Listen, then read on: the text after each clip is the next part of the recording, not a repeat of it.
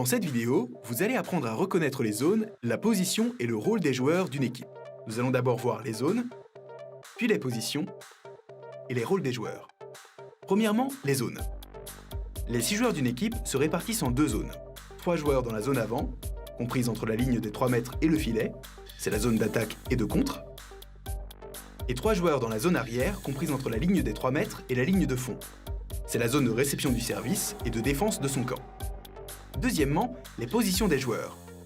Les positions sont numérotées de 1 à 6, depuis le joueur situé à droite en zone arrière, jusqu'au joueur situé au centre de la zone arrière.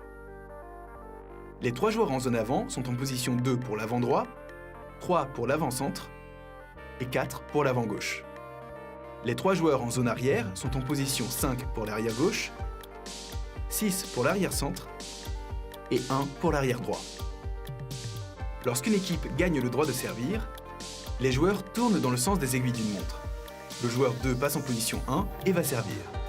En cas de non-respect de la rotation, une faute est sifflée.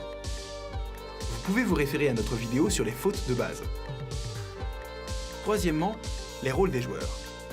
Les avants sont les seuls autorisés à contrer au filet. La deuxième touche est souvent faite par le passeur. Le passeur fait le lien entre la réception et l'attaque et transmet le ballon vers l'attaquant.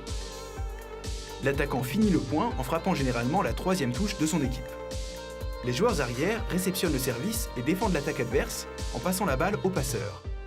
Parmi eux, le libéro porte un maillot de couleurs différentes et coordonne la défense. Le libéro ne sert pas et ne contre pas.